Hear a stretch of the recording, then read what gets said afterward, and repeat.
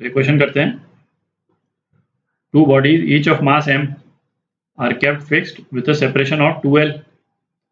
A particle of mass m is projected from the midpoint of the line joining their centers perpendicular to the line. तो एक diagram बना लेते हैं। तो diagram बना दिया अपन ने।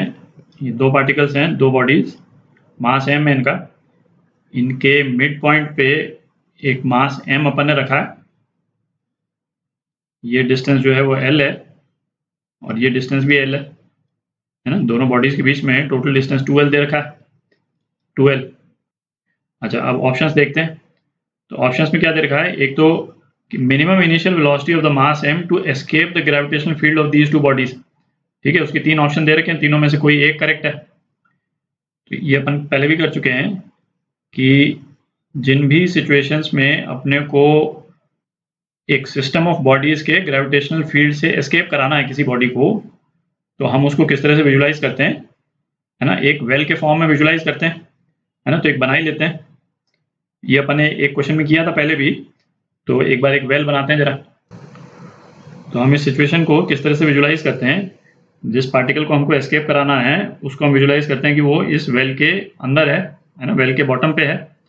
और वेल की जो हाइट है वो क्या है, इस बॉडी की टोटल पोटेंशियल एनर्जी, है ना, जो कि नेगेटिव फॉर्म में आती है। नेगेटिव पोटेंशियल एनर्जी का मतलब ये है कि एस्केप कराने के लिए हमको पॉजिटिव वर्क करना पड़ेगा। ठीक है, और हमको यदि इस बॉडी को काइनेटिक एनर्जी प्रोवाइड करनी है तो कितनी काइनेटिक एनर्जी प्रोवाइड करनी पड़ेगी, इस ग्रेविटेशनल पोटेंशियल एनर्जी के बराबर, है ना। काइनेटिक एनर्जी पॉजिटिव में होगी, ये तो नेगेटिव है, तो इसके मैग्नीट्यूड के बराबर। ठीक है, इसके मैग्नीट्यूड के बराबर हमको काइनेटिक एनर्जी प्रोवाइड करनी। तो ये जो बॉडी है सेंटर में रखी हुई, इसकी पोटेंशियल एनर्जी जो है वो क्या है, -gm/m/l, ये पहले वाले मास के कारण, प्लस -gm/m/l ये दूसरे वाले मास के कारण।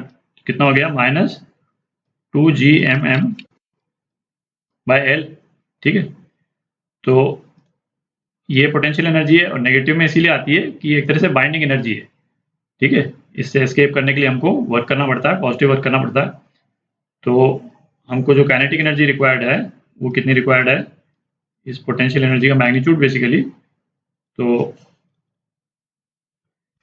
12mv², ये कितना हो जाएगा, 2gmm/l। ठीक है, तो v जो है वो हमारा कितना आ गया, ट्वाइस √gm/l। ठीक है, तो ये वेलोसिटी आ गई जो हमको एस्केप कराने के लिए चाहिए। तो कौन सा ऑप्शन करेक्ट है, बी ऑप्शन करेक्ट है। तो ए और सी तो गलत हो गए।